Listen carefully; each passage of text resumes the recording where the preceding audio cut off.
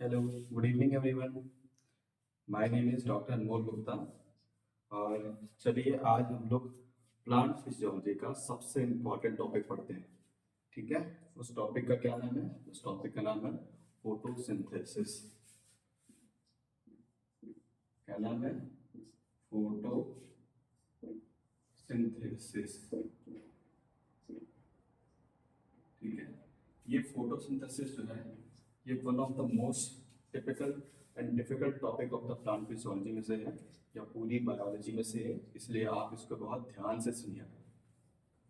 देखिए, फोटोसिंथेसिस जो है वो बेसिकली दो वर्ड से मिलकर बना हुआ है, यानी कि फोटो।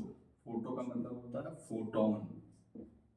ठीक है। या हम फोटोन को अगर हम यूं कहें तो लाइट। ठीक है। और सिंथेसिस, सिंथेसिस का मतलब होता है प्रोडक्शन। ठीक है। प्रोडक्शन, या फिर आप बोल सकते हो फॉर्मेशन। किस चीज का फॉर्मेशन? किसी भी ऑर्गेनिक मॉलिक्यूल का या ऑर्गेनिक कंपाउंड का। जो हम लोग बेसिकली हम कहें तो वो क्या हो सकता है? हो सकता है कार्बोहाइड्रेट। क्या हो सकता है? कार्बोहाइड्रेट। यानी कि हम बोल सकते हैं कि फोटोसिंथेसिस जो है एक ऐसा प्रोसेस होता है जिसमें लाइट के प्रेजेंस में कुछ organic food, organic material, organic compound का फॉर्मेशन होता है।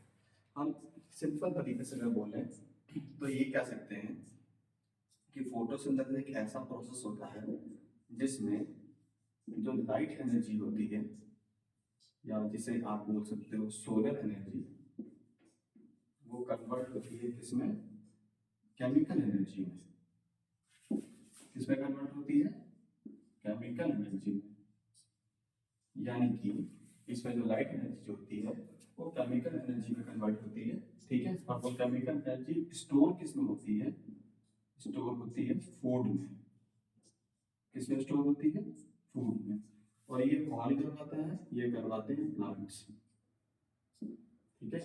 तो हम ऐसे बोल सकते हैं कि फूड की प्लांट्स, अब ये जो प्रोसेस जो होता है, जो लाइट एनर्जी को केमिकल एनर्जी में कन्वर्ट करता है, जो लाइट एनर्जी को केमिकल एनर्जी में कन्वर्ट करता है, उस इंस्ट्रूमेंट का नाम होता है ट्रांसड्यूसर। क्या नाम होता है? ट्रांसड्यूसर।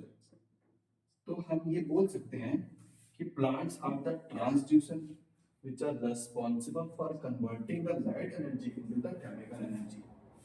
ठीक है। ये हम चीज बोल सकते हैं ना कि ये सिंपल तरीके से प्लांट्स जो होते हैं जो क्या करते हैं, लाइट एनर्जी को केमिकल एनर्जी में कन्वर्ट करते हैं। और ये केमिकल एनर्जी जो है ये स्टोर होती है फूड में। ठीक है। और उस फूड को बाद में हम लोग क्या करते हैं? मेटाबोलाइज करते हैं, खाते हैं। क्यों खाते हैं? ताकि हमको एटीपी मिल सके, यानी कि हमको एनर्जी मिल सके। और वो एनर्जी जो है आपके और मेटाबॉलिक एक्टिविटी में इन्वॉल्व होती है। ये सिंपल सा एकदम है। अगर हम डेफिनेशन की बात करें कि फोटोसिंथेसिस होती क्या है, तो उसको हम सिंपल ये बोल सकते हैं कि फोटोसिंथेसिस, फोटोसिंथेसिस, मेरे साथ बोलिए, photosynthesis is the process, photosynthesis is the process by which green plants, by which green plants and some prokaryotes, photosynthesis is the process by which green plants and some prokaryotes use carbon dioxide and water to produce food, या आप बोल सकते हो carbohydrate,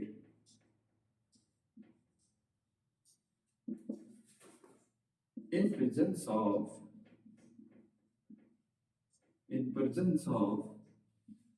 sunlight in presence of sunlight, thereby liberating oxygen as a byproduct. ये आप definition समझ में आ गई आपके। देखिए फोटोसिंथेसिस एक प्रोसेस होता है जिसमें ग्रीन प्लांट्स और कुछ प्रोकैरियोट्स जो हैं वो कार्बन डाइऑक्साइड को, वाटर को यूज करते हैं ताकि वो फूड को बना सकें सनलाइट की प्रेजेंस में, और ऑक्सीजन को जो है वो as a byproduct liberate कर सकें। अगर हम इसको एक केमिकल इक्वेशन के फॉर्म में बोलना चाहें तो हम बोल सकते हैं 6CO2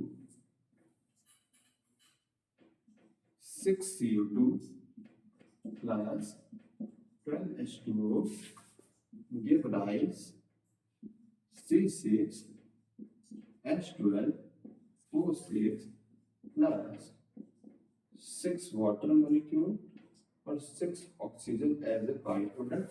रिएक्शन किसकी प्रेजेंस में हो रही है? सनलाइट की प्रेजेंस में।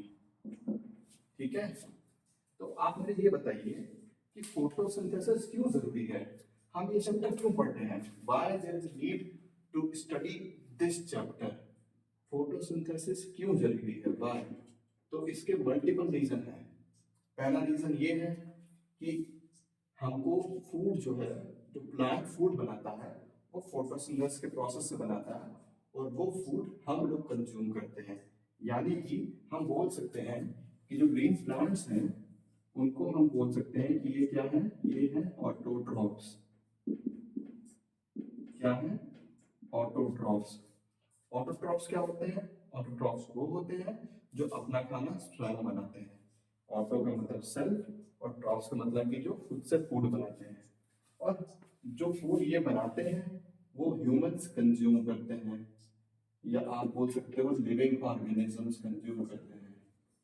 लिविंग ऑर्गेनिजम्स, तो जो लिविंग ऑर्गेनिजम्स होते हैं, जो ह्यूमंस होते हैं, उनको कहा जाता है हेटेरोट्रॉफ्स। क्या कहते हैं? हेटेरोट्रॉफ्स। ठीक है, ऑटोट्रॉफ्स वो जो अपना खाना खुद से बनाते हैं, हेटेरोट्रॉफ वो जो ऑटोट्रॉफ पे डिपेंडेंट होते हैं। तो पहला रीजन ये हो गया कि फोटोसिंथेसिस क्यों जरूरी है, क्योंकि वो फूड बनाता है और वो फूड हमारे जिंदा रहने के लिए बहुत जरूरी है। दूसरा रीजन ये हो गया कि ये फूड जो है, अच्छा ये जो C6H12O6 है ये केमिकल फॉर्मूला है ग्लूकोज का, ये आपने बायोमोलिक्यूल में पढ़ा होगा। और ये ग्लूकोज क्या है? ग्लूकोज जो है ये कार्बोहाइड्रेट है। ये आपने पढ़ा है ना कि बायोमोलिक्यूल्स जो है वो कार्बोहाइड्रेट, प्रोटीन, लिपिड्स होते हैं। तो ये कार्बोहाइड्रेट में भी सिंपल शुगर है, यानी कि हम इसको बोल सकते हैं सिंपल शुगर ना बोल के हम बोल सकते हैं कि ये सिंपल मोनोसैकेराइड है। क्या है? मोनोसैकेराइड। हम इसमें ज्यादा डिटेल में नहीं जाते हैं क्योंकि ये आपने पढ़ा हुआ है। ठीक है, दूसरा रीजन ये हो गया कि हमको ऑक्सीजन जो है ये लिबरेट करती है, oxygen as a byproduct. और ऑक्सीजन हमारे जिंदा रहने के लिए, ये जितने भी लिविंग ऑर्गेनिजम्स होते हैं उनके जिंदा रहने के लिए बहुत जरूरी होती है। तीसरा रीजन अगर हम बोले तो हम देख सकते हैं कि इसमें CO2 जो है वो यूज होती है, और CO2 यूज होती है किस लिए? फूड बनाने के लिए।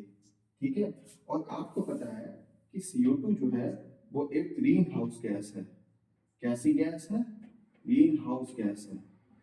ठीक है, ग्रीन हाउस गैस है। और ये ग्रीन हाउस गैस जो है वो उसको बैलेंस भी करती है, क्योंकि अगर ग्रीन हाउस गैस जो है वो बैलेंस नहीं होगी तो क्या हो जाएगी? तो हो जाएगी ग्लोबल वार्मिंग। ग्लोबल वार्मिंग से क्या हो जाएगा? ग्लोबल वार्मिंग से ग्लेशियर्स मेल्ट हो जाएंगे, बहुत सारी वाटरबॉर्न डिजीजेस आएंगी, क्लाइमेट चेंज हो जाएगा, और बहुत सारे एडवर्स इफेक्ट हो सकते हैं एनवायरनमेंट पे, इकोसिस्टम पे। तो तीसरा रीजन ये हो गया कि ये ग्रीन हाउस गैस को वो बैलेंस रखता है। ठीक है, और चौथा रीजन ये है कि आपके हर साल इस चैप्टर से लगभग 2 से 3 क्वेश्चन आते ही आते हैं। 2 से 3 क्वेश्चन आते ही, बहुत ध्यान से सुनिएगा, इसलिए ये बहुत इंपॉर्टेंट चैप्टर है।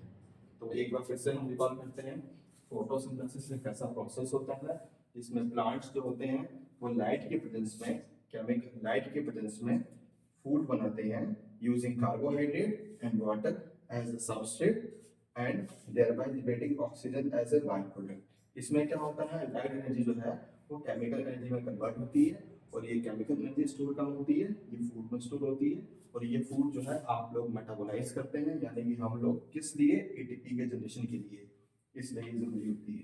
ठीक है, चलिए अब हम लोग बेसिकली बात करते हैं कि ये फोटोसिंथेसिस कहाँ होता है, इसकी साइट क्या है। चलिए किसी को पता है कि फोटोसिंथेसिस कहाँ होती है? अब देखिए एक हम ओवरव्यू बताते हैं जनरल सा कि फोटोसिंथेसिस जो है उसमें दो तरीके की रिएक्शन होती है। ठीक है, एक रिएक्शन आती है लाइट रिएक्शन, एक रिएक्शन आती है डार्क रिएक्शन। तो ये हम लोग अभी आगे पढ़ेंगे कि लाइट रिएक्शन क्या होती है, उसको लाइट क्यों कहते हैं, डार्क रिएक्शन क्या होती है, उसको डार्क क्यों कहते हैं। अरे भैया डार्क रिएक्शन का मतलब ये नहीं है कि अंधेरे में काम करती है, वो एक तरीके की कुछ और रिएक्शन होती है, वो अभी हम लोग डिस्कस करते हैं। तो अब हम लोग बात करते हैं कि फोटोसिंथेसिस की साइट क्या है, यानी कि कहाँ पे फोटोसिंथेसिस होता है। ठीक है, अब बहुत ध्यान से देखिएगा। मान लीजिए कि ये आपका एक प्लांट है। ठीक है, मान लीजिए ये क्या है आपका, ये प्लांट है। ठीक है, ये आपका क्या है, ये आपका प्लांट है और ये मैंने लीफ बना दी। ठीक है, ये मैंने क्या बना दी, ये मैंने लीफ बना दी। ये मैंने क्या बना दी, ये मैंने लीफ बना दी। ये मैंने लीफ, ये मैंने जो है लीफियस बना दी और ये मैंने मिडरिम बना दी। अब मान लीजिए ये जो है ये सनलाइट है, ये सूरज भाई साहब है। क्या है ये हमारे सूरज भाई साहब है।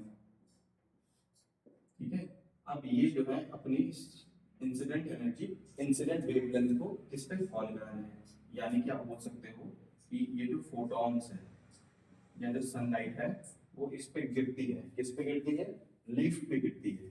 अब मान लीजिए हम इस लीफ को ऐसे काट ले रहे हैं, यानी कि मान लीजिए ये लीफ है तो इसका हम ऐसे सेक्शन कट दे रहे हैं।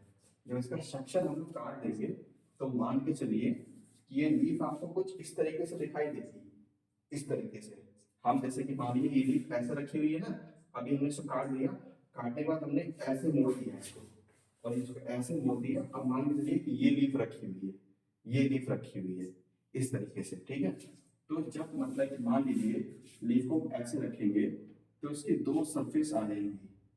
ठीक है, यानी कि ये हमने लीफ का सेक्शन काटा, सेक्शन काटने के बाद जो है इसको ऐसे घुमा दिया, तो घुमाने के बाद आपको दिखाई देगा कि एक ये सरफेस है और एक ये सरफेस है, यानी कि एक अपर सरफेस है, एक जो है लोअर सरफेस है। मेरे साथ रिपीट करो, ये क्या है, अपर सरफेस है और ये लोअर सरफेस है। ये अपर सरफेस है, ये लोअर सरफेस है। ठीक है, जो अपर सरफेस होती है, जो अपर लेयर होती है, उसको हम लोग क्या कहते हैं, एडैक्सियल।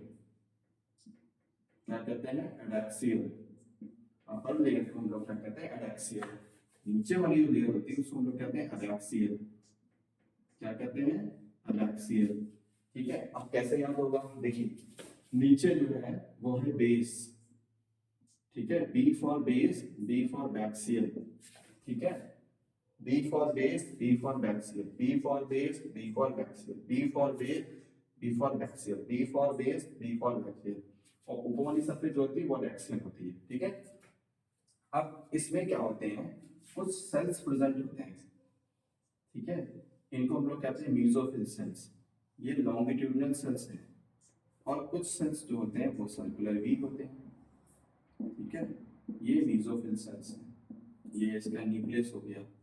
अब हम एक जो है सर्कुलर सेल को मान लीजिए ले लेते हैं, एक हाइपोथेटिकल सिस्टम के लिए।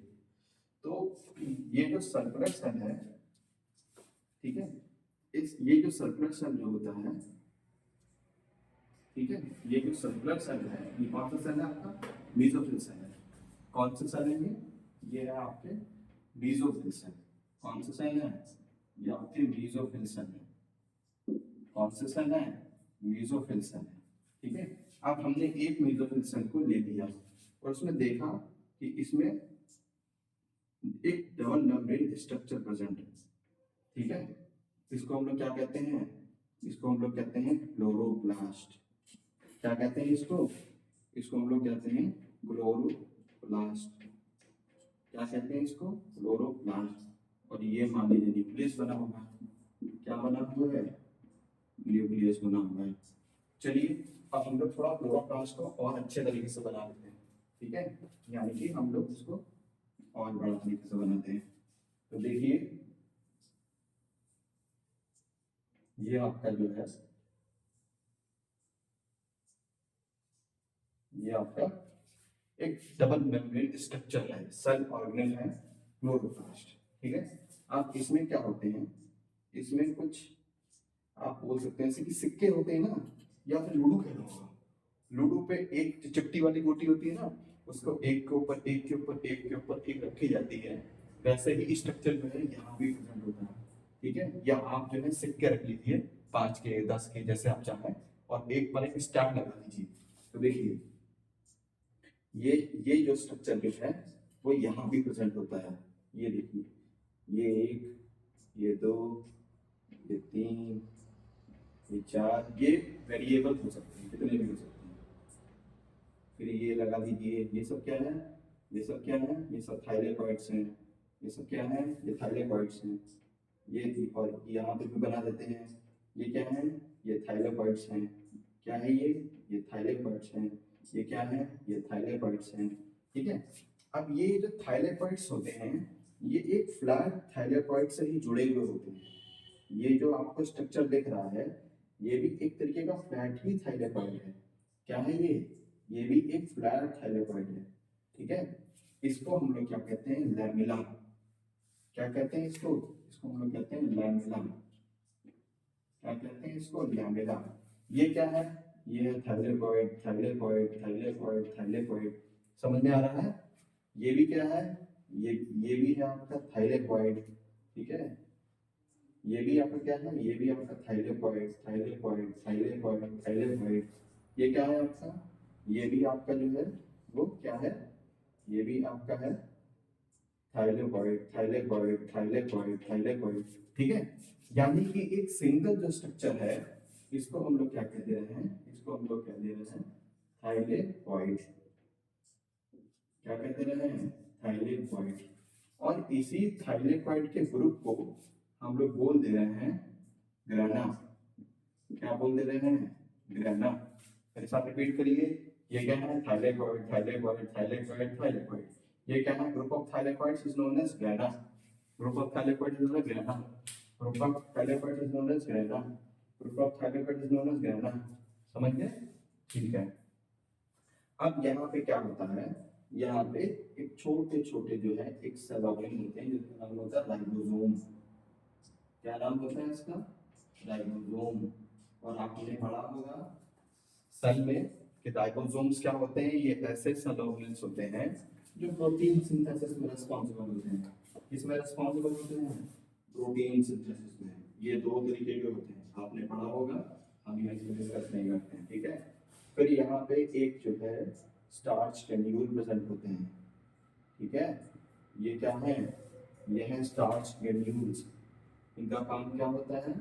इनका काम ये होता है कि जो स्टार्च बनते हैं उसको स्टोर करना। क्या काम होता है इनका? स्टोरेज। क्या काम होता है इसका? स्टोरेज, ठीक है? फिर यहाँ पे एक और स्ट्रक्चर होता है जिसका नाम होता है प्लास्टोग्लोब्यूल्स। क्या नाम होता है इसका? प्लास्टोग्लोब्यूल्स। ये प्लास्टोग्लोब्यूल्स का क्या काम होता है? ये लिपिड में इन्वॉल्व होते हैं, लिपिड के बायोसिंथेसिस में इन्वॉल्व होते हैं, लिपिड की बायोसिंथेसिस में इन्वॉल्व होते हैं। एक बार फिर से आप देख लीजिए, ये जो है ये थाइलेकॉइड की आउटर मेम्ब्रेन है। क्या है ये? आउटर मेम्ब्रेन है, आउटर मेम्ब्रेन। ये क्या है? ये थाइलेकॉइड की इनर मेम्ब्रेन है। समझ में आ रहा है? ये इनर मेम्ब्रेन है, ये आउटर मेम्ब्रेन है, ये इनर मेम्ब्रेन है। अब ये जो उसको साइटोप्लाज्म होता है थाइलेकॉइड का, जो उसका साइटोप्लाज्म होता है थाइलेकॉइड का, जो उसका साइटोप्लाज्म होता है उसे हम लोग क्या कहते हैं? स्ट्रोमा। क्या कहते हैं? स्ट्रोमा। क्या कहते हैं? स्ट्रोमा। मेरे साथ बताइए, क्या कहते हैं? स्ट्रोमा कहते हैं। क्या कहते हैं? स्ट्रोमा कहते हैं। तो ये जो आपका इसका साइटोप्लाज्म है उसको क्या कहते हैं? स्ट्रोमा।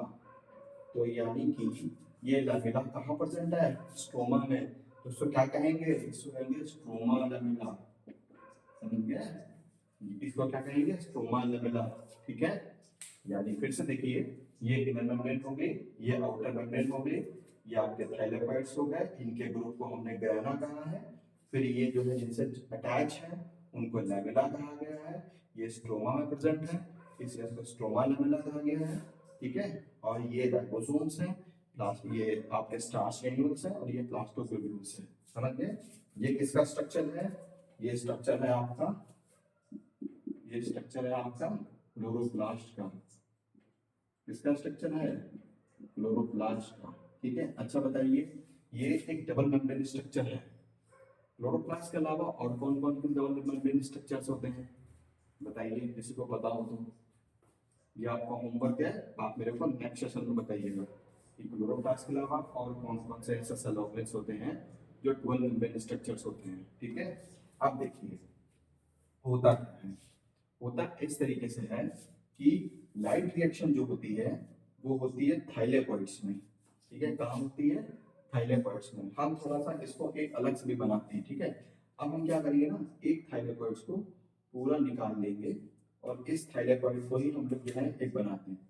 ठीक है, अलग से एक थाइलेकोइड्स पूरा निकाल लेते हैं, उसी को बनाते हैं। देखिएगा, जैसे मान लीजिए कि ये आपका क्या है? ये क्लोरोप्लास्ट की डेवलपमेंट स्ट्रक्चर है। ठीक है, और ये आपका एक सिंगल थाइलेकोइड है। समझ गए? ये आपका क्या है? ये है आपका थाइलेकोइड। क्या है ये? थाइलेकोइड। थाइलेकोइड। ठीक है, ये क्या है आपका? थाइलेकोइड है। ये थाइलेकोइड मेम्ब्रेन है। ये क्या है? ये थाइलेकोइड मेम्ब्रेन है। ये समझ में आ गया ना? इसको हम लोग क्या कहेंगे? इसको हम लोग कहेंगे थाइलेकोइड। ये सब समझ लिया ना? इसको हम लोग कहेंगे थाइलेकोइड, थाइलेकोइड, थाइलेकोइड। तो ये आपका क्या है? थाइलेकोइड। ये थाइलेकोइड की मेम्ब्रेन है। इन थाइलेकोइड की मेम्ब्रेन के बीच में जो स्पेस होता है इसको हम कहते हैं ल्यूमेन। क्या कहते हैं? ल्यूमेन। ठीक है, अब आप देखिए, ये जो थाइलेकोइड की मेम्ब्रेन होती है या जो ल्यूमेन होता है, यहीं पे होती है आपकी लाइट रिएक्शन। ठीक है, यहीं पे आपकी क्या होती है? यहीं पे आपकी लाइट रिएक्शन होती है। समझ गए? ठीक है, अब आप देखिए, ये कॉन्सेप्ट समझ आ गया ना आपका कि ये देखिए प्लांट है, प्लांट से लाइट गिरी, लाइट गिरने के बाद हमने इस लीफ का, लाइट कहाँ पे गिरी? लीफ पे गिरी। हमने इस लीफ का ट्रांसवर्स सेक्शन कर दिया। ट्रांसवर्स सेक्शन तो आप समझते ही होंगे, जैसे कि मान लीजिए ये लीफ, ये मान लीजिए ये लीफ है। ठीक है, इस लीफ को अगर मैं ऐसे काट दूं, ऐसे हाथ से, तो ये हो गया इसका, ये स्ट्रक्चर दिख रहा है ना, ये इसका ट्रांसवर्स सेक्शन कहलाता है।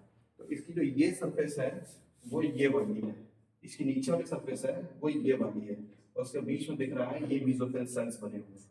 समझ में आ गया? इसी को अगर मैं इस तरीके से काट दूं, ऐसे लंबा लंबा, तो ये हो जाएगा लॉन्गिट्यूडनल सेक्शन। देखिए, इसको अगर मैं ऐसे काटूं, ऐसे करके, तो इसको कहेंगे लॉन्गिट्यूडनल सेक्शंस। अगर मैं इसको ऐसे काटूं यहां से, ऐसे, तो ये हो गया इसका ट्रांसवर्स सेक्शन। ठीक है, चलिए अब देखिए, फिर यह क्या हो गया, हमने यहाँ पे मेसोफिल सेल्स है, ये मेसोफिल सेल्स है। इन मेसोफिल सेल्स में क्या होते हैं? न्यूक्लियस प्रेजेंट है, क्लोरोप्लास्ट प्रेजेंट है। फिर हमने क्लोरोप्लास्ट का एक अलग से स्ट्रक्चर पूरा बना लिया, देखा कि इसमें क्या क्या होते हैं? थाइलेकोइड्स होते हैं, ग्रुप ऑफ थाइलेकोइड्स को हम लोग ग्रेना कहते हैं। ये जिससे अटैच होते हैं उसको हम स्ट्रोमा लेमेला कहते हैं। और यहाँ पे राइबोसोम्स होते हैं, स्टार्च ग्रैन्यूल्स होते हैं, और प्लास्टोग्लूब्यूल्स होते हैं। फिर हमने इस थाइलेकोइड को उठा के अलग ले लिया और देखा कि थाइलेकोइड के अंदर का जो स्पेस होता है उसको हम लोग क्या कहते हैं? ल्यूमेन। क्या कहते हैं? ल्यूमेन। और यहीं पे थाइलेकोइड मेम्ब्रेन पे और ल्यूमेन पे होती है लाइट रिएक्शन। समझ गए? बहुत सिंपल सा कॉन्सेप्ट है। अब सुनिए, अब देखिएगा, जैसे कि मान लीजिए, अब मान लीजिए कि जैसे कि ये आपका थाइलेकोइड का स्ट्रक्चर है।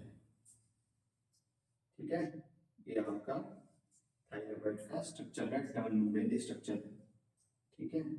ये सॉरी क्लोरोप्लास्ट का स्ट्रक्चर है, डबल मेम्ब्रेन स्ट्रक्चर है। किसका स्ट्रक्चर है? क्लोरोप्लास्ट का स्ट्रक्चर है, डबल मेम्ब्रेन स्ट्रक्चर है। ठीक है, ये आपके प्रेजेंट है यहाँ पे क्या, ये प्रेजेंट है आपके थाइलेकोइड्स।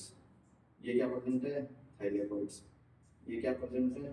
थाइलेकोइड्स। अभी मैं सिर्फ एक साइड का बना रहा हूँ, ठीक है। ये क्या प्रेजेंट है? थाइलेकोइड्स। अब मान लीजिए यहाँ पे सनलाइट आई, ठीक है। ये आपका क्या हो गया? ये हो गया आपका सन, ये हो गया आपका सन, ठीक है। ये हो गई आपकी सन की फ्लेयर्स, ठीक है। ये हो गई आपकी सन की फ्लेयर्स। अब ये सन की वेवलेंथ आई, ठीक है। अब यहाँ पे मान लीजिए वाटर मॉलिक्यूल प्रेजेंट है, ठीक है। ध्यान से सुनिएगा, यहाँ पे वाटर मॉलिक्यूल प्रेजेंट है। जैसे ही सनलाइट इसके ऊपर गिरती है, ठीक है, ये हो जाती है इसकी फोटोलिसिस। फोटोलिसिस हो जाती है, क्या हो जाती है? फोटोलिसिस। और ये टूट जाता है ऑक्सीजन में और हाइड्रोजन में, ठीक है। ध्यान से सुनिएगा, ये सनलाइट है, ये सन से सनरेज आई और सनरेज यहाँ पे आके वाटर मॉलिक्यूल अवेलेबल है, इसके ऊपर जैसे ही पड़ती है ये हो जाती है फोटोलिसिस, ठीक है। यानी कि आप ऐसे समझिए कि ये आपका वाटर मॉलिक्यूल है और ये जैसे ही इस पे सनलाइट पड़ती है, जैसे ही इस पे सनलाइट पड़ती है, ये H+N+ ऑक्सीजन में टूट जाता है। ये ऑक्सीजन जो है ये प्लांट के काम की होती नहीं है, तो इसको वो क्या करता है? एक्सपेल आउट कर देता है। क्या करता है? बाहर फेंक देता है, दफा हो जाने से, एक्सपेल आउट, ठीक है। और ये ऑक्सीजन जो है ह्यूमंस या फिर जो है लिविंग ऑर्गेनिज्म के लिए बहुत यूजफुल होती है। तो ये ऑक्सीजन क्या होती है? Utilised by living organisms, utilised by living organism, utilised by living organism. अब इस हाइड्रोजन बचिया, इसका क्या होगा? पूरे वर्ल्ड में ये जो हाइड्रोजन कैरियर्स होते हैं वो होते हैं NADPH और NADH। यानी कि ये हाइड्रोजन कैरियर कौन हो जाएगा इसके लिए? ये हो जाएगा NAD आ जाएगा, ठीक है। ये इसमें आया NADP, ठीक है। और ये कन्वर्ट हो गया NADPH प्लस H पॉजिटिव में, समझ गए? यानी कि NADP क्या है? ये NADP जो है ये आपका इस समय यहाँ पे प्रोटॉन कैरियर है, या आप बोल सकते हो हाइड्रोजन कैरियर है, ठीक है। और ये जो तुम्हारा बना हुआ है NADPH, ये यूज हो जाता है कैल्विन साइकिल में। किसमें यूज होता है? कैल्विन साइकिल में। और ये कैल्विन साइकिल में जो यूज होता है ये इलेक्ट्रॉन डोनर के तौर पे काम करता है, ठीक है।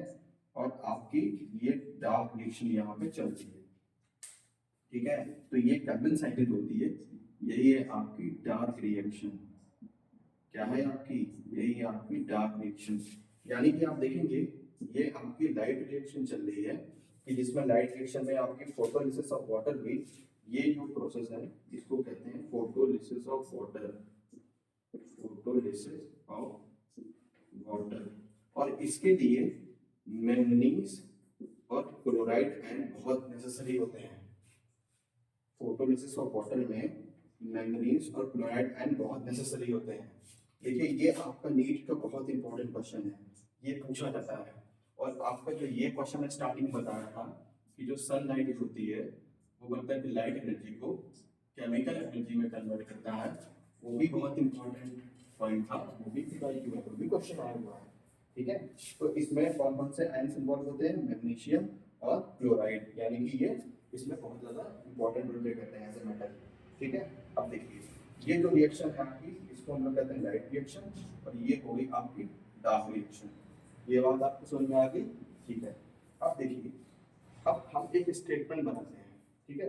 ये देखिए फिर से समझ लीजिए कि ये सनलाइट आती है, सनलाइट आने के बाद जो है प्लांट्स पे गिरती है, प्लांट्स पे गिरने के बाद जो है लीफ उसको अब्सॉर्ब करता है, लीफ को अब्सॉर्ब करने में हमने लीफ का ट्रांसफर सेक्शन किया, उसमें देखा कि जो अपर वाली सरफेस होती है उसको डैक्सियल कहते हैं, लोअर सरफेस को अबैक्सियल कहते हैं। इनमें जो है कुछ लॉन्गिट्यूडिनल और सर्कुलर सेल्स होते हैं जिनको हम लोग मेसोफिल सेल्स कहते हैं। फिर हमने एक सेल्स को निकाल लिया, उसका स्ट्रक्चर देखा तो उसमें न्यूक्लियस प्रेजेंट था, क्लोरोप्लास्ट प्रेजेंट था, क्लोरोप्लास्ट का स्ट्रक्चर बनाएगा।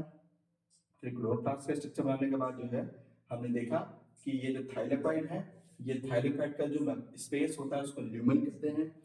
थाइलेकॉइड मेम्ब्रेन या ल्यूमन में ही लाइट रिएक्शन होती है। और फिर हमने बताया कि जो इसका रिमेनिंग पार्ट है ये जो है इसको हम लोग कहते हैं स्ट्रोमा। क्या कहते हैं? स्ट्रोमा। और स्ट्रोमा में ही डार्क रिएक्शन होती है, यानी कि लाइट रिएक्शन कहाँ होती है? थाइलेकॉइड मेम्ब्रेन पे होती है, और डार्क रिएक्शन कहाँ होती है? स्ट्रोमा में होती है। ठीक है, ये पॉइंट सभी के समझ में आ गया? ठीक है, चलिए अब हम लोग इस एक स्टेटमेंट लिख लेते हैं। ठीक है, एक स्टेटमेंट लिखते हैं और उसके बारे में चर्चा करते हैं। ठीक है, सिंपल सा है। जैसे कि अब आपको पता है कि अच्छा ये बताइए, क्या हम ऐसा बोल सकते हैं कि जो डार्क रिएक्शन होती है वो डार्क में होती है, मतलब रात को होती है? आप क्या लगता है आपको, डार्क रिएक्शन को डार्क रिएक्शन क्यों कहते हैं? उसको वो डार्क क्यों होती है क्या? यानी कि वो लाइट के एब्सेंस में होती है क्या? क्या लगता है आपको, बताइए। चलिए जल्दी से बताइए, फिर हम एक स्टेटमेंट लिखते हैं, क्योंकि जब से एनडीए ने पैटर्न चेंज किया है आपके में एक्सप्रेशन और रीजनिंग बेस्ड क्वेश्चन पूछ लेते हैं।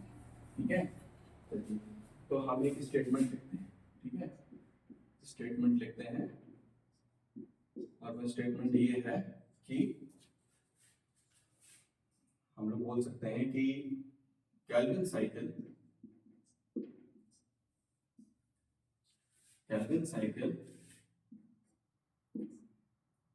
occurs in Kelvin cycle occurs during dark reaction.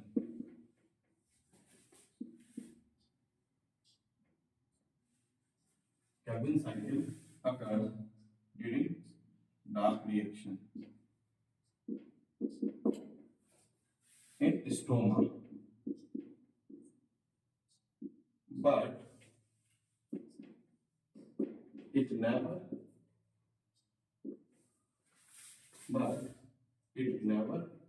occurs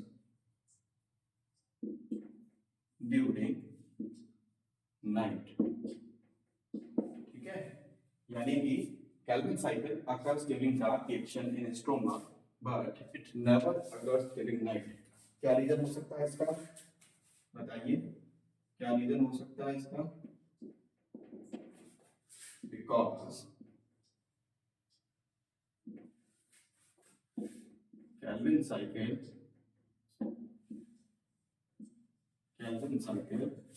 is depend Kelvin cycle is depend upon the photo assimilates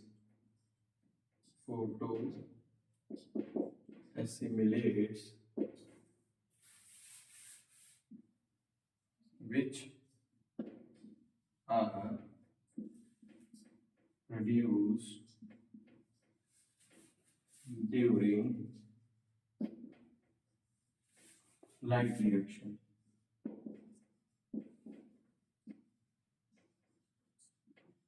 ठीक है, यानी कि केल्विन साइकिल जो है वो डार्क रिएक्शन में होती है स्ट्रोमा में, लेकिन ये कभी भी रात में नहीं होती। क्यों नहीं होती है?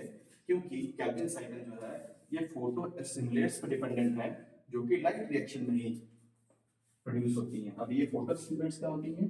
ये फोटो एसिमुलेट्स होते हैं आपके एटीपी और एनएडीपीएच। समझ गए? एटीपी और एनएडीपीएच। आप ऐसा समझो कि जैसे कि मान लीजिए आपको खाना बनाना है, ठीक है, तो खाना बनाने के लिए आपने चावल ले आया, आटा ले आया, सब्जी ले आया, सब कुछ ले आया, लेकिन गैस नहीं होगी तो आप खाना बना लेंगे क्या? नहीं बना पाएंगे ना। तो ये जो एटीपी और एनएडीपीएच है ये एनर्जी के काम करते हैं। ये किसका काम करते हैं? एनर्जी का काम करते हैं, जिसकी वजह से जो आपका ऑर्गेनिक CO2 जो होता है वो फिक्स होता है किसी ऑर्गेनिक मॉलिक्यूल में, इसीलिए ये जो है इस पे डिपेंडेंट होती है। समझ गए? चलिए ठीक है। अच्छा अब एक चीज देखते हैं हम लोग, जो फोटोसिंथेसिस है उसमें दो का बहुत बड़ा खेला है। ठीक है, यानी कि फोटोसिंथेसिस की हम लोग बात करें तो इसमें जो है दो वर्ड्स यूज हो रहे हैं, ठीक है, दो पार्ट यूज हो रहे हैं, ठीक है, और दो सबस्ट्रेट यूज हो रहे हैं, ठीक है। यानी कि फोटोसिंथेसिस में दो वर्ड्स यूज हो रहे हैं, दो पार्ट्स यूज हो रहे हैं और दो सबस्ट्रेट यूज हो रहे हैं। अब दो वर्ड कौन कौन से हैं देखते हैं। दो वर्ड्स यूज हो रहे हैं, ठीक है। अब देखिए, ये पहला वर्ड है आपका फोटो, ठीक है, ध्यान से सुनिएगा। पहला वर्ड है आपका फोटो, दूसरा वर्ड है आपका सिंथेसिस, ठीक है। फोटो का क्या मतलब हो गया, फोटो का मतलब होता है लाइट। सिंथेसिस का क्या मतलब हो गया, प्रोडक्शन। किस चीज का प्रोडक्शन, फूड का प्रोडक्शन, या मतलब कि जो है ऑर्गेनिक कंपाउंड का प्रोडक्शन। और ये ऑर्गेनिक कंपाउंड आपका बेसिकली सिंपल फॉर्म में बोले तो क्या है, ग्लूकोज, ठीक है, ठीक है। टू पार्ट्स का क्या मतलब हो गया, टू पार्ट्स का मतलब ये हो गया कि ये आपका क्लोरोप्लास्ट है, ठीक है। इस क्लोरोप्लास्ट में ये आपके क्या है, ये क्लोरोप्लास्ट है, क्लोरोप्लास्ट की मेम्ब्रेन है, ठीक है। और ये क्लोरोप्लास्ट की मेम्ब्रेन है, ये आपका क्या है, ये आपका थैलेपॉइड है, ठीक है। ये आपका थैलेपॉइड है, ये थैलेपॉइड है, ये थैलेपॉइड है, ठीक है। तो ये भी आपका क्या है, थैलेपॉइड है, थैलेपॉइड है, थैलेपॉइड है, थैलेपॉइड है, ठीक है। और ये आपका क्या है, ये है स्ट्रोमा, क्या है ये, स्ट्रोमा।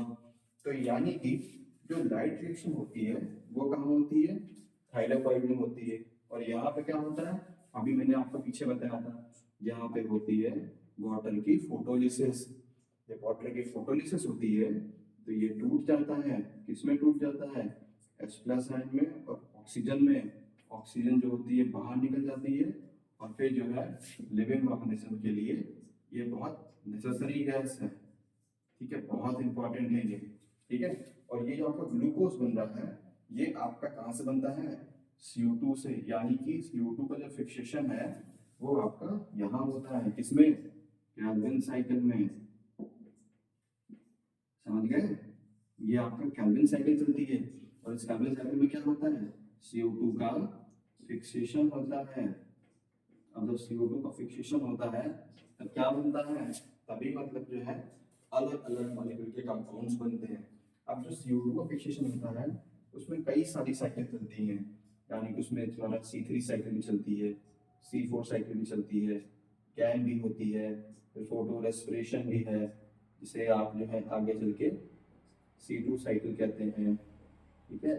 और कई सारे फैक्टर्स इन्वॉल्व होते हैं। तो आप मतलब ओवरऑल ये समझिए कि ये लाइट रिएक्शन, देखिए इसमें दो वर्ड्स हैं, फोटो और सिंथेसिस, ठीक है। फोटोसिंथेसिस जो है वो लाइट रिएक्शन में होती है, कहाँ होती है, थायलेपॉइड मेम्ब्रेन में होती है। सिंथेसिस में जो है कोई भी ऑर्गेनिक कंपाउंड की सिंथेसिस होती है, किससे बनती है, CO2 से बनती है। और ये कहाँ बनती है, ये आपकी जो है स्ट्रोमा में बनती है। डार्क रिएक्शन यहाँ पे होती है, यानी कि यहाँ पे आप बोल सकते हैं कि यहाँ पे क्या होती है, लाइट रिएक्शन होती है, ठीक है। स्ट्रोमा में क्या होती है, स्ट्रोमा में आपकी जो है डार्क रिएक्शन होती है, ठीक है। स्ट्रोमा में क्या होती है, स्ट्रोमा में डार्क रिएक्शन होती है। तो और ये जो है दो सबस्ट्रेट यूज होते हैं। कौन कौन से सबस्ट्रेट होते हैं, एक होता है CO2 और एक होता है वाटर। मैंने आपको बताया ना कि ये जो आपका वाटर है, ये वाटर जो है आपका, ये वाटर यहाँ पे आता है, ये आपकी वाटर की फोटोलिसिस हुई है ना। और ये CO2 जो है ये कैल्विन साइकिल में इन्वॉल्व होता है, और कैल्विन साइकिल इन्वॉल्व होकर फिर ये अपना स्टार्च जो है ऐसे बाय प्रोडक्ट बनाते हैं, ठीक है। जब कैल्विन साइकिल चलती है तो ये क्या बनाता है, ये स्टार्च बनाता है। ये अभी हम लोग आगे डिस्कस करेंगे, इसको हम लोग बहुत बार डिस्कस करेंगे, लगभग जो है 20 बार डिस्कस करेंगे। आपको एक एक टॉपिक बहुत अच्छे से क्लियर हो जाएगा, ठीक है। ये कॉन्सेप्ट आपको समझ में आ गया, चलिए ठीक है। अब हम लोग जो है बेसिकली बात करते हैं कि किस चीज के बारे में, हम लोग बात करते हैं कि कई सारे फोटो सिस्टम्स होते हैं। वो फोटो सिस्टम्स क्या होते हैं, उनका क्या काम होता है, ठीक है। देखिए, अब जैसे कि आपको पता है कि ये लाइट रिएक्शन होनी है, डार्क रिएक्शन होनी है, तो हम सबसे पहले हम लाइट रिएक्शन के बारे में डिस्कस करते हैं। ठीक है, इसके बारे में डिस्कस करते हैं लाइट रिएक्शन के बारे में। चलिए, तो लाइट रिएक्शन में हम लोग जो है सबसे पहले पढ़ते हैं फोटो सिस्टम्स के बारे में। किसके बारे में? फोटो सिस्टम्स के बारे में। किसके बारे में? फोटो सिस्टम्स के बारे में। क्या होते हैं फोटो सिस्टम, ये बता सकते हैं मेरे को इस बारे में? फोटो सिस्टम्स क्या होते हैं? फोटो सिस्टम्स क्या होते हैं? देखिए, फोटो सिस्टम्स, ठीक है, क्या टॉपिक क्या लोग लिख रहे हैं? Photo system, photo system, photo system, ठीक है। अब देखिए, फोटो सिस्टम भी दो तब से बना हुआ है। पहला है फोटो, फोटो का क्या मतलब हो गया? फोटो का मतलब हो गया लाइट, ठीक है। और इसका मतलब है सिस्टम, सिस्टम का मतलब क्या हो गया? एक प्रॉपर सेट। किस चीज का सेट? कुछ ऐसी चीज का जिसकी वजह से हम इलेक्ट्रॉन्स को ट्रांसफर कर सके और हमको जो है एनर्जी मिल सके, ठीक है। आप सिंपल से समझिए, देखिए मान लीजिए कि ये आपका सन है, ठीक है, आप बड़ा गया छोटा कर देते हैं उसको, ठीक है। मान लीजिए ये आपका क्या है? ये आपका सन है, ठीक है। ये क्या है आपका? ये आपका सन है, ठीक है। आप जैसे कि मान लीजिए ये सनरेज, ये जो सनरेज है ये अलग अलग वेवलेंथ में आती है, ठीक है। अच्छा, इस पे एक पॉइंट और बता दूं कि ये जो सनलाइट होती है ये अलग अलग वेवलेंथ में आती है, ठीक है। और ये अलग अलग वेवलेंथ में आती है, तो अभी हम लोग आगे डिस्कस करेंगे कि पावर क्या होता है, ठीक है। चलिए अभी बताते हैं आपको, थोड़ा सा रुकिए। अब ये संदेश आती है, इस संदेश को कैप्चर करने के लिए एक हार्वेस्टर होता है, ठीक है। क्या होता है? हार्वेस्टर होता है, ठीक है। क्या होता है? हार्वेस्टर होता है। और यहाँ पे जो है एक ये भाई साहब छोटू से ये टंगे होते हैं रिसीवर, ठीक है। ये क्या करते हैं? ये रिसीवर का काम ये होता है कि जो भी इनकमिंग रेडिएशंस हैं, सोलर रेडिएशन, उनको एब्जॉर्ब करना। और जब ये एब्जॉर्ब करते हैं तो ये क्या करते हैं? ये आगे ट्रांसफर करते हैं, ठीक है। आगे ट्रांसफर करते हैं और ट्रांसफर काम करते हैं, ट्रांसफर करते हैं रिएक्शन सेंटर पे। कहाँ ट्रांसफर करते हैं? रिएक्शन सेंटर पे, ठीक है। ये आपके बन गए रिएक्शन सेंटर, ठीक है। ये और बेसिकली रिएक्शन सेंटर होता है उसको हम लोग कहते हैं क्लोरोफिल ए। क्या कहते हैं? Chlorophyll A. ये बिल्कुल आप वैसे मानिए जैसे कि आपको याद होगा पुराने जमाने में जब टीवी होती थी ना, जब एलईडी टीवी नहीं आती थी, तब जो है डिश का कनेक्शन एक एंटीना के थ्रू होता था। तो कभी कभी लाइट चली जाती थी तो हम लोग उसको ढूंढते थे और देखते थे कि अरे अब आया कि नहीं आया। तो एक छतरी होती थी, वो छतरी जो है इस तरीके से घुमानी पड़ती थी, इधर कभी उधर, और उसकी वजह से वो इस एक पर्टिकुलर स्पेक्ट्रम को पकड़ता था और पकड़ने के बाद जो है वो एक अच्छा कनेक्शन देता था। तो ये बिल्कुल वैसे ही है कि लाइट आई, ये आपका जो होता है ये इसको हम लोग कहते हैं एंटीना। ये एंटीना है, इसको हम लोग कहते हैं एंटीना कॉम्प्लेक्स। और वैसे ये जो होता है इसको हम लोग कहते हैं हार्वेस्टर। क्या कहते हैं? हार्वेस्टर, या हम लोग एक काम और बोल सकते हैं, इसको रिसीवर बोल सकते हैं। क्या बोल सकते हैं? रिसीवर। अरे भाई हार्वेस्टर जानते होंगे, खेत में जब जो है गेहूं काट लिया जाता है तो हार्वेस्टर का इस्तेमाल किया जाता है ताकि उसकी जो पराली है वो अलग हो जाए और जो बीज है वो अलग हो जाए, ठीक है। तो ये आपका हो गया रिसीवर, ये हो गया। और ये आपका क्या हो गया यहाँ पे? ट्रांसमिशन, ठीक है। ये आपका क्या हो गया? ट्रांसमिशन। इसमें मतलब कि जो है यहाँ पे जो लाइट है ये स्मॉल पैकेट्स के फॉर्म में आती है, ठीक है। इसको हम लोग कहते हैं फोटॉन्स। क्या कहते हैं? फोटॉन्स, या आपने फिजिक्स में पढ़ा होगा, ठीक है। तो ये जो है लाइट यहाँ पे एब्जॉर्ब हुई, एब्जॉर्ब होने के बाद ट्रांसमिट हुई, ट्रांसमिट होने के बाद में क्लोरोफिल ए के पास चली गई जो क्या है? Reaction centre. और ये रिएक्शन सेंटर जो है फिर आगे इलेक्ट्रॉन को ट्रांसफर करता है और क्या करता है? एटीपी और एनएडीपीएच का जनरेशन करता है। बात समझ में आई? ये एटीपी और एनएडीपीएच का जनरेशन करता है जो कि हमारी सेलुलर मेटाबॉलिक एक्टिविटी के लिए बहुत इंपॉर्टेंट रोल प्ले करती है। ये आपने रेस्पिरेशन में पढ़ा होगा, ठीक है, नहीं पढ़ा तो हम आगे जब पढ़ेंगे तब आपको सब समझ में आ जाएगा, ठीक है।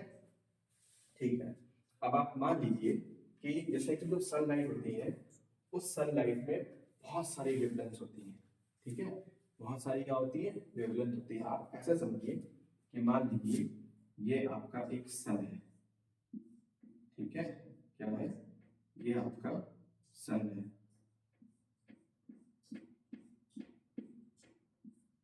ठीक है। अब हमने ये यहाँ पे लिख दिया प्रिज्म, क्या लिख दिया, प्रिज्म, ठीक है। अब ये सनलाइट जो है ये प्रिज्म पे फॉल हुई, क्या हुई, प्रिज्म पे गिरी। अरे ये एक्सपेरिमेंट तो आपने स्कूल में भी किया होगा कि जब भी कोई सनलाइट जो है प्रिज्म पे फॉल होती है तो वो 7 कलर में टूट जाती है, टूटती है 3 4 5 6 7। चलिए 7 कलर के नाम बताइए, violet, indigo, blue, green, yellow, orange और रेड, ठीक है। ये 7 कलर में टूट जाती है, ठीक है। तो जैसे कि ये क्या होगी, ये आपकी होगी विजुअल लाइट, क्या होगी, विजुअल लाइट। और ये जो है ये 7 कलर में टूट जाती है, इसलिए इसको हम लोग कहते हैं विजुअल स्पेक्ट्रम। क्या कहते हैं, विजुअल स्पेक्ट्रम, क्या कहते हैं, विजुअल स्पेक्ट्रम। यानी कि हम बोल सकते हैं कि फोटोसिंथेसिस के लिए ऐसा नहीं कि कोई भी सनलाइट की वेवलेंथ आएगी और उस पर फॉल होगी और वो फोटोसिंथेसिस होने लगेगा।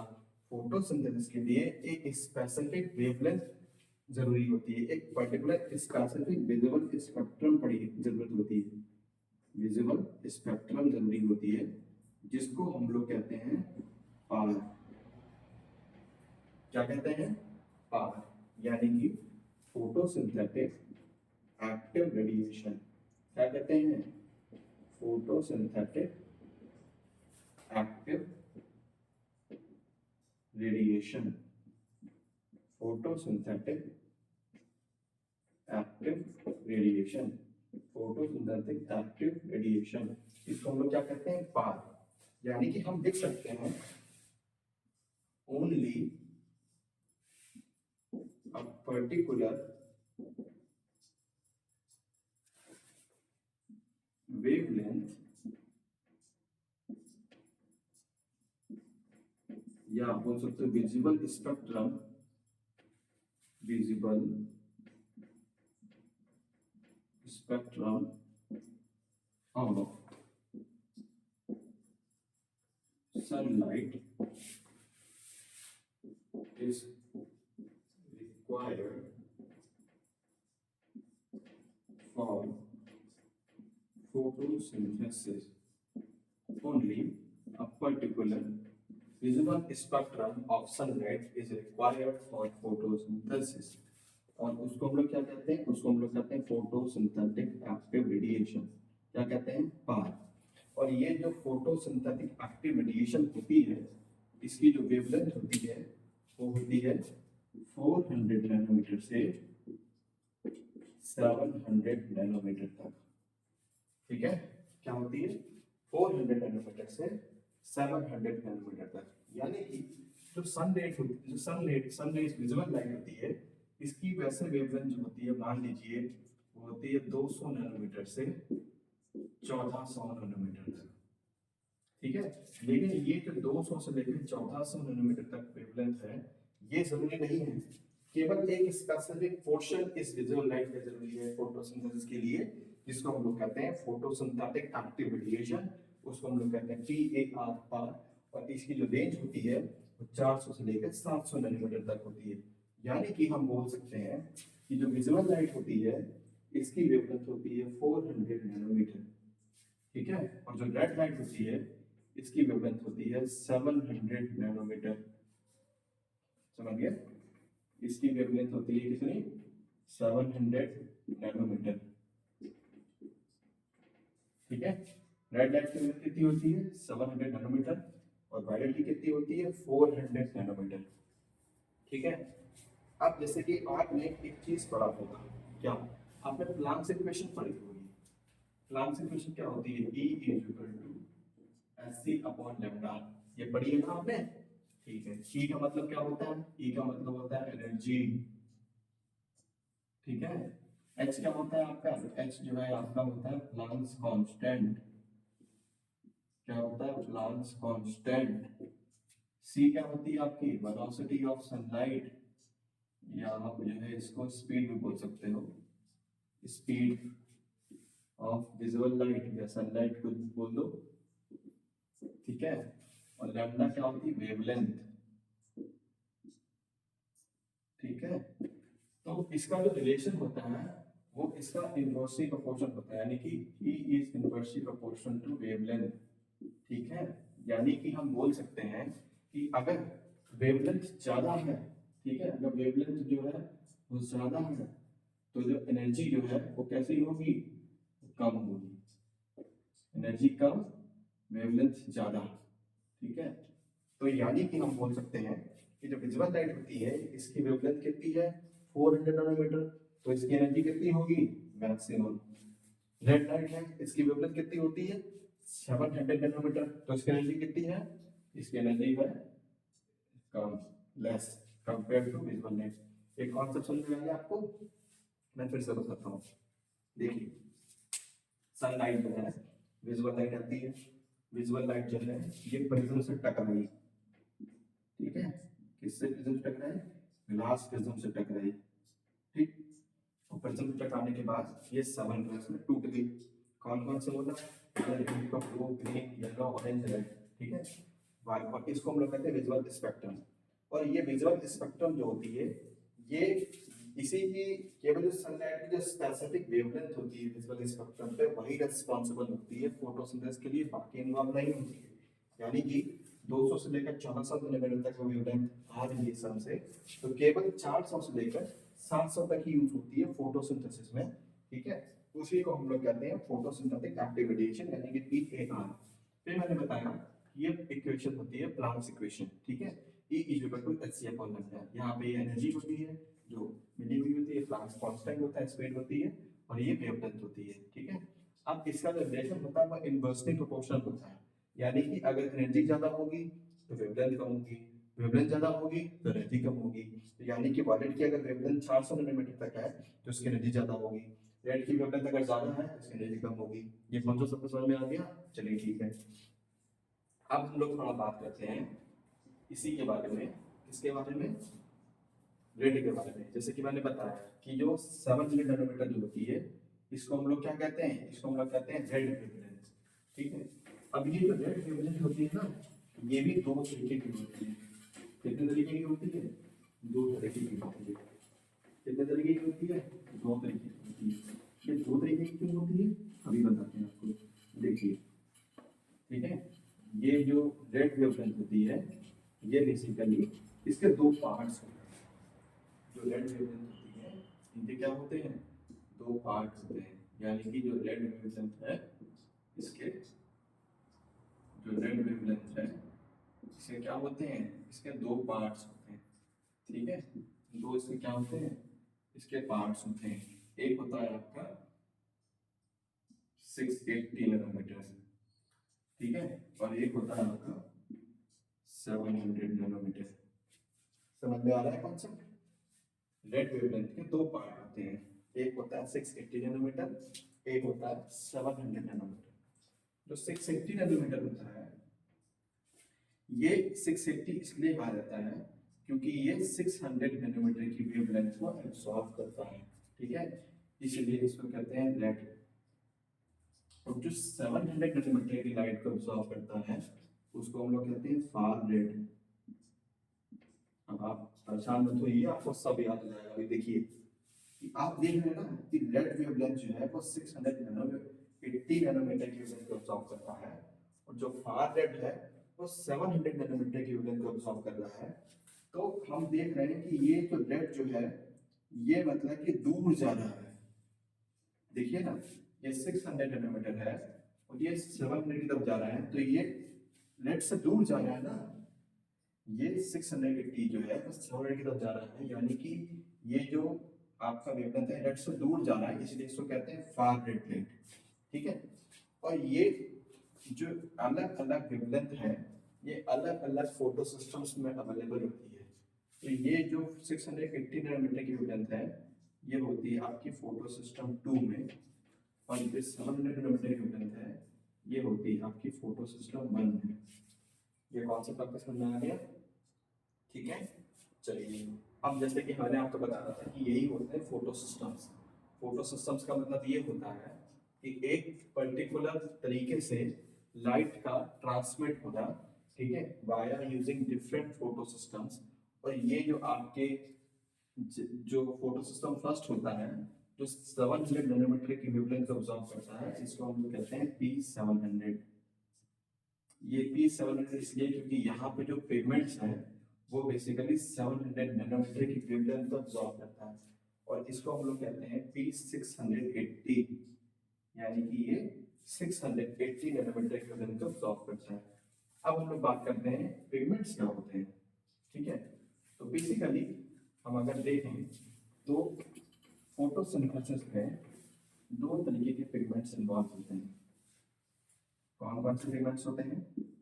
देखिए, ये जो पिगमेंट्स होते हैं ये बेसिकली दो तरीके के इसमें इन्वॉल्व होते हैं। पहला पिगमेंट जो होता है उसको हम लोग कहते हैं चीफ पिगमेंट। चीफ पिगमेंट, ठीक है, इसी को हम लोग कहते हैं प्राइमरी पिगमेंट। क्या कहते हैं? Primary pigment. इसी को हम कहते हैं मेजर पिगमेंट। क्या कहते हैं? Major pigment. और दूसरा जो होता है वो होता है आपका एक्सेसरी पिगमेंट्स। क्या होते हैं? Accessory pigment. ठीक है, chief pigment, primary pigment, major pigment. ये जो होता है उसका नाम है क्लोरोफिल ए। चीफ पिगमेंट का क्या नाम होता है? Chlorophyll A. एक्सेसरी पिगमेंट्स जो होते हैं वो फिर फर्दर अलग अलग जो है टाइप्स के होते हैं। ठीक है, ये होता है आपका क्लोरोफिल बी। ठीक है, फिर होता है आपका कैरोटीनॉइड्स। ठीक है, फिर होता है आपका ज़ैंथोफिल।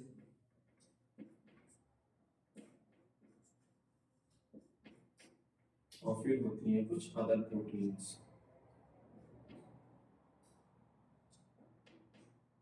अदर प्रोटीन्स, ठीक है। जो क्लोरोफिल ए जो होता है ये होता है आपका ब्राइट ब्लू ग्रीन कलर का। कौन सा रंग का होता है? Bright blue green. कौन से कलर का होता है? ब्राइट ब्लू ग्रीन कलर का होता है। ठीक है, जो क्लोरोफिल बी जो होता है ये होता है आपका येलो ग्रीन का।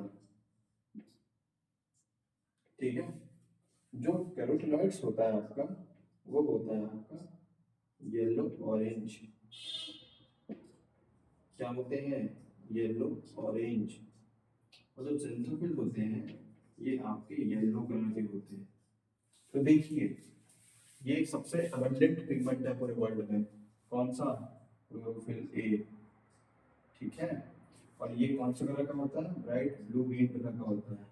अब यहाँ पे आप एक चीज देखिए, एक्सेसरी पिगमेंट्स पे येलो कॉमन है, येलो येलो येलो।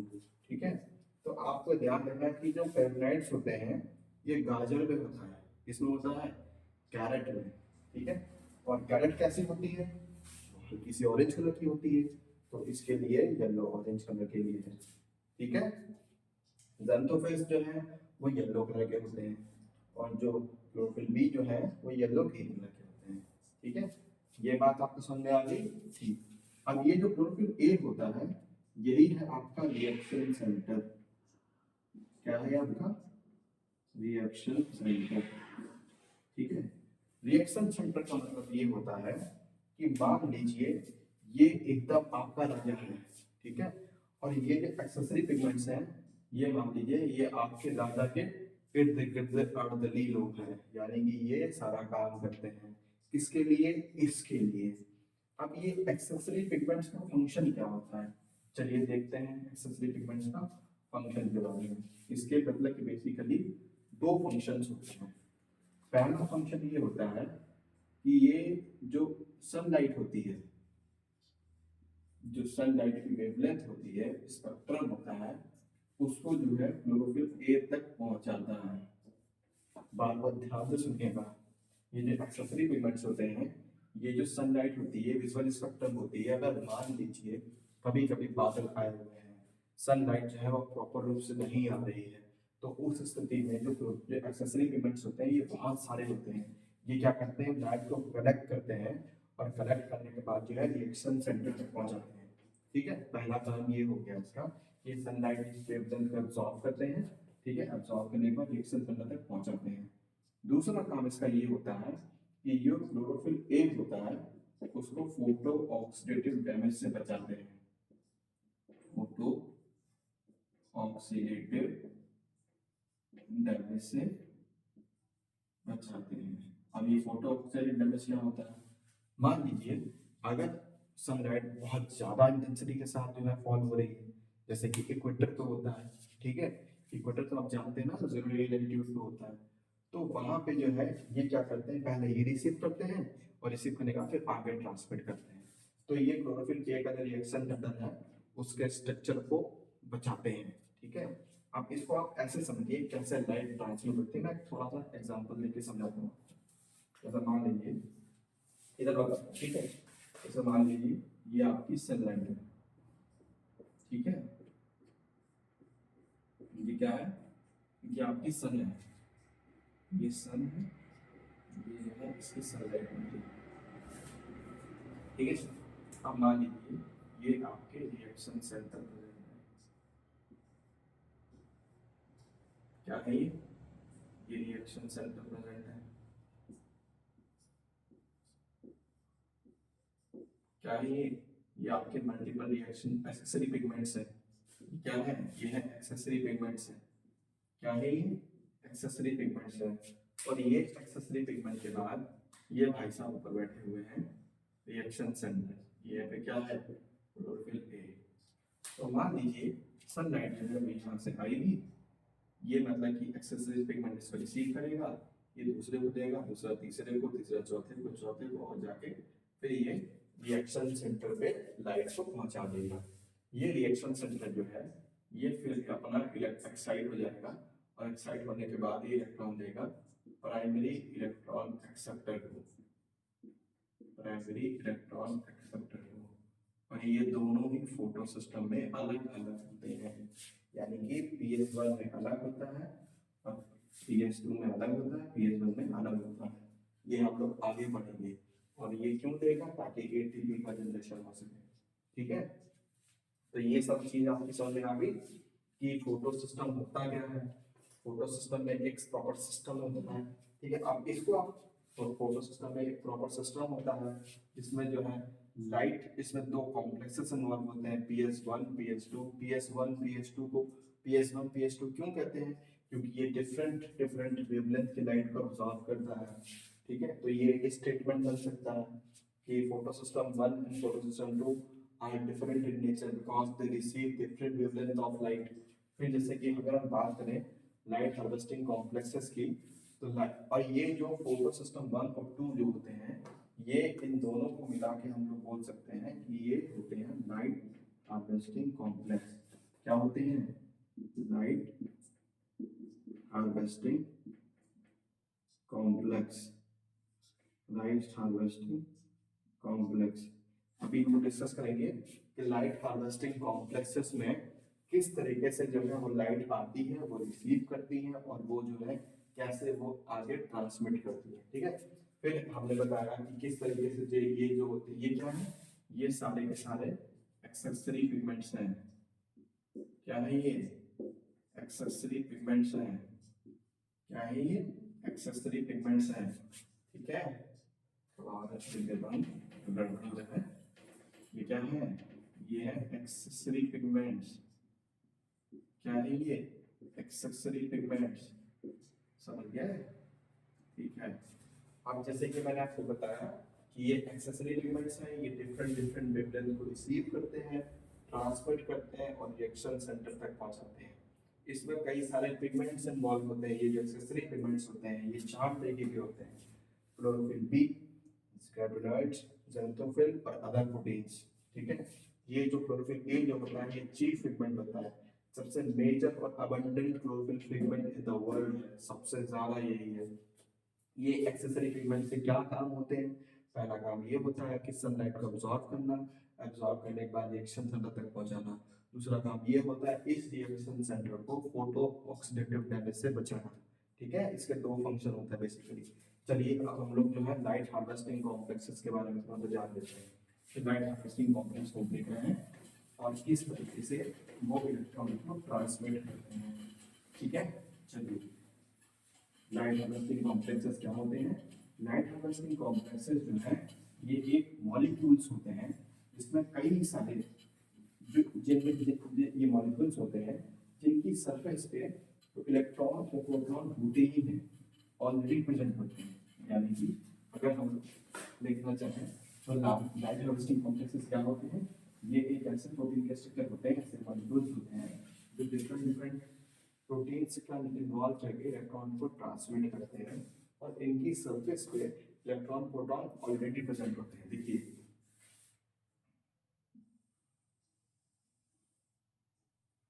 देखिए लाइट हार्वेस्टिंग कॉम्प्लेक्स जो हम बनाने जा रहे हैं तो ये देखिए ऐसे है। ठीक है, ठीक है, ये हो गया आपका लाइट हार्वेस्टिंग कॉम्प्लेक्सेस।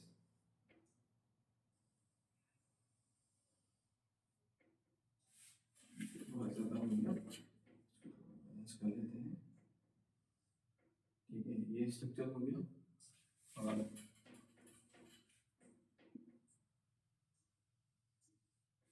ठीक है ये स्ट्रक्चर हो गया। ठीक है, ये हो गया, ये हो गया। ठीक है, अब मान लीजिए ये क्या है आपका, ये आपका भाई साहब सन है। ठीक है,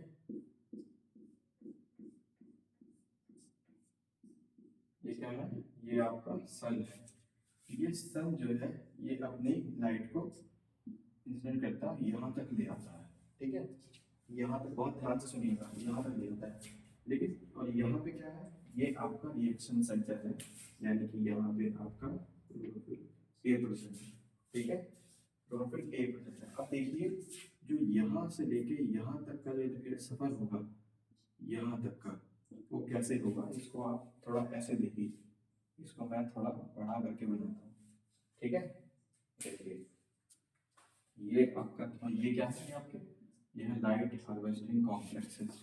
ये क्या है? Light harvesting complexes. तो ये इलेक्ट्रॉन यहाँ से जो है ट्रांसमिट होगा ना, ये पूरा लाइट हार्वेस्टिंग कॉम्प्लेक्सेस है। ये इलेक्ट्रॉन यहाँ से लेकर रिएक्शन सेंटर तक जाएगा, यानी कि यहाँ तक जाएगा। ठीक है, अब देखिए जैसे कि मान लीजिए ये आपका क्या है? लाइट हार्वेस्टिंग कॉम्प्लेक्सेस है। ठीक है, और इस लाइट हार्वेस्टिंग कॉम्प्लेक्सेस में प्रोटॉन मतलब जो है प्रोटॉन प्रेजेंट है, हाइड्रोजन जिसे प्लस पॉजिटिव आयन बोल सकते हो, इलेक्ट्रॉन प्रोटॉन ऑलरेडी प्रेजेंट है। अब जैसे ही इलेक्ट्रॉन प्रोटॉन और इलेक्ट्रॉन भी प्रेजेंट है, इलेक्ट्रॉन भी प्रेजेंट है, इलेक्ट्रॉन भी प्रेजेंट है। अब जैसे ही सनलाइट जो है वो इंसिडेंट होती है इसके ऊपर, तो इलेक्ट्रॉन जो है वो एक्साइटेड हो जाते हैं। ठीक है, और जैसे एक्साइट होंगे वो मतलब कि अपनी हाई एनर्जी लेवल पर चले जाएंगे। कहाँ चले जाएंगे? हाई एनर्जी लेवल पे। फिर से बताइए कहाँ चले जाएंगे? हाई एनर्जी लेवल पे। यानी कि ये लो एनर्जी लेवल पे था, ये एक्साइटेड हुआ, लाइट पड़ी, ये हाई एनर्जी लेवल पे चला गया। और यहाँ पे इसको कोई पकड़ने वाला नहीं है। कौन नहीं है? पकड़ने वाला नहीं है। तो ये क्या करेगा? बेचारा रोता रोता जो है फिर से नीचे आ जाएगा। ठीक है, फिर ये आगे ट्रांसफर करेगा, ये भाई साहब भी एक्साइटेड हो जाएगा, ये भी हाई एनर्जी लेवल पे चला जाएगा। फिर यहाँ पे भी इसको कोई नहीं पकड़ेगा, तो ये क्या होगा? फिर ये नीचे आ जाएगा, फिर ये नीचे आ जाएगा, फिर ये आगे करेगा, फिर ये एक्साइटेड होगा। ठीक है, फिर यहाँ पे भी इसको कोई नहीं पकड़ेगा, फिर ये नीचे आ जाएगा, फिर ये यहाँ पे जाएगा, कोई नहीं पकड़ेगा, फिर ये नीचे आ जाएगा, फिर ये यहाँ पे भी इसे करेगा, फिर कोई नहीं पकड़ेगा, फिर ये नीचे आ जाएगा, ठीक है, फिर ये नीचे आ जाएगा। जब ये नीचे आ जाएगा फिर ये इलेक्ट्रॉन जो है यहाँ पे देगा आगे, और जैसे ही ये इलेक्ट्रॉन यहाँ पे देगा ये इलेक्ट्रॉन को कैच कर लेगा। जब ये इलेक्ट्रॉन को कैच कर लेगा तो इलेक्ट्रॉन एक्साइटेड हो जाएंगे, एक्साइटेड होने के बाद जो है फिर वो आगे भेजेगा, ठीक है। तो ये देखिए यहाँ पे इलेक्ट्रॉन आया और फिर ये आगे चला गया, ठीक है। और यहाँ पे होता है इसका प्राइमरी इलेक्ट्रॉन एक्सेप्टर, ठीक है। एक बार फिर से सुनो, ये सनलाइट है, ये सनलाइट जैसे ही यहाँ पे इंसिडेंट हुई तो यहाँ पे लाइट हार्वेस्टिंग कॉम्प्लेक्सेस के पास आई। अब ये लाइट हार्वेस्टिंग कॉम्प्लेक्सेस पे इनकी मेम्ब्रेन पे already proton and electron present होते हैं, पहले से ही मेम्ब्रेन पे प्रोटॉन और इलेक्ट्रॉन प्रेजेंट होते हैं, ठीक है। तो जैसे ही लाइट इस पे इंसिडेंट होती है इलेक्ट्रॉन एक्साइटेड हो जाता है। जैसे ही इलेक्ट्रॉन एक्साइटेड होता है वो मतलब कि अपने हाई एनर्जी लेवल पर जाता है, यानी कि लो एनर्जी लेवल से हाई एनर्जी लेवल पर जाता है। पर यहाँ पे इसको कोई कैच करने वाला नहीं है, कोई कैच नहीं करने वाला है। तो ये क्या करेगा, इलेक्ट्रॉन वापस आ जाएगा, वापस जाएगा, फिर ये नेक्स्ट को एक्साइट करेगा, फिर ये ऊपर जाएगा, फिर ये वापस यहाँ पे कोई कैच नहीं करेगा, फिर वापस जाएगा, फिर ये एक्साइट करेगा, फिर ये हाई एनर्जी लेवल पर जाएगा, फिर ये नीचे आ जाएगा, फिर ये एक्साइट करेगा, हाई एनर्जी लेवल पर जाएगा, फिर ये नीचे आ जाएगा, फिर ये एक्साइट करेगा, हाई एनर्जी लेवल पर जाएगा, कोई कैच करने वाला नहीं है, फिर नीचे आ जाएगा। फिर ये अल्टीमेटली जाता है किसके पास, रिएक्शन सेंटर के पास। रिएक्शन सेंटर जैसे एक्साइट होता है फिर ये इलेक्ट्रॉन जो है ऊपर जाता है, और यहाँ पे रिएक्शन सेंटर के पास ये होता है प्राइमरी इलेक्ट्रॉन एक्सेप्टर, और इसका नाम होता है फियोफाइटिन, फियोफाइटिन, ठीक है। क्या नाम होता है इसका, इसका नाम होता है फियोफाइटिन। और क्या नाम होता है इसका, एक नाम और होता है इसका, दूसरा नाम होता है और, या आप बोल सकते हो एंड आयरन सल्फर प्रोटीन।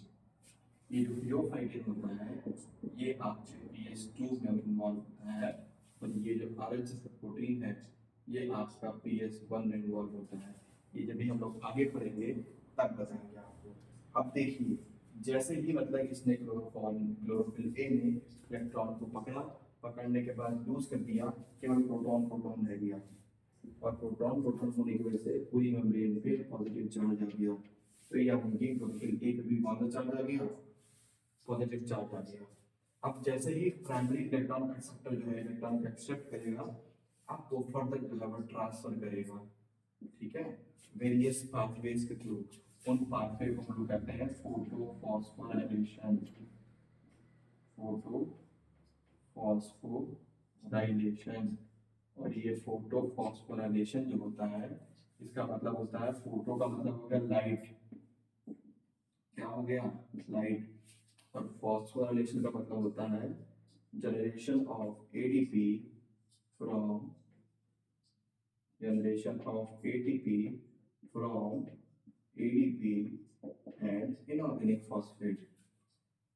क्या मतलब है, जनरेशन ऑफ या फिर प्रोडक्शन ऑफ, या आप बोल सकते हो generation of ATP from ADP and inorganic phosphate in presence of light is known as photosphorylation। क्या होता है, photosphorylation। phosphorylation का मतलब होता है generation of ATP from ADP और inorganic phosphate, लाइट की वजह से तो photosphorylation हो जाएगा। अब ये photosphorylation जो है ये दो तरीके का होता है। कितना तरीके का होता है, ये बेसिकली दो तरीके का होता है, ठीक है। एक होता है आपका नॉन साइक्लिक, ठीक है, एक होता है आपका नॉन साइक्लिक, और एक होता है आपका साइक्लिक, ठीक है। तो जो नॉन साइक्लिक और साइक्लिक फोटोफॉस्फोराइलेशन है वो हम लोग अब नेक्स्ट क्लास में डिस्कस करेंगे, ठीक है। यहाँ तक आप समझ गए, मैं एक बार फिर से बता देता हूँ। सनलाइट आती है, सनलाइट आने के बाद जो है लाइट हार्वेस्टिंग कॉम्प्लेक्सेस तक वो पहुँचती है, लाइट हार्वेस्टिंग कॉम्प्लेक्सेस से क्लोरोफिल ए तक कैसे सनलाइट जाती है ये हमने मतलब कि यहाँ पे ऐसे बताया है। हमने बताया कि लाइट हार्वेस्टिंग कॉम्प्लेक्सेस के पास इलेक्ट्रॉन प्रोटॉन मेम्ब्रेन पे ऑलरेडी प्रेजेंट होते हैं, जैसे ही सनलाइट इस पे इंसिडेंट होती है, इलेक्ट्रॉन एक्साइट होता है, इलेक्ट्रॉन एक्साइट होता है, वो लो एनर्जी ऑर्बिट से हाई एनर्जी ऑर्बिट पे जाता है, हाई एनर्जी ऑर्बिट जाता है, और वहां पे कोई भी कैरियर नहीं होता, कोई भी मतलब कि एक्सेप्टर नहीं होता, यहाँ पे नो एक्सेप्टर, तो जब कोई एक्सेप्ट ही नहीं करेगा तो ये क्या होगा, बेचारा दुखी हारा होकर वापस आ जाएगा, फिर ये जाएगा, फिर यहाँ कोई एक्सेप्ट नहीं करेगा, फिर ये नीचे आ जाएगा, फिर जाएगा, फिर नीचे आएगा, फिर जाएगा, फिर नीचे जाएगा, फिर जाएगा, फिर नीचे जाएगा, और अंत में क्लोरोफिल एक के पास जब इलेक्ट्रॉन जाता है तो इसके पास प्राइमरी इलेक्ट्रॉन एक्सेप्टर होता है, और उसका नाम है थियोफाइटिन और एडेंसल प्रोटीन। ये थियोफाइटिन जो है फोटोसिस्टम सेकंड में इन्वॉल्व होता है, और ये जो है फोटोसिस्टम फर्स्ट में इन्वॉल्व होता है, और फिर ये आगे चल के फोटोफॉस्फोराइलेशन करते हैं, यानी कि एटीपी का प्रोडक्शन करते हैं। तो आज के लिए इतना ही क्लासेस, कोई डाउट हो, कोई क्वेश्चन हो, कोई क्वेरी हो तो प्लीज पूछिए।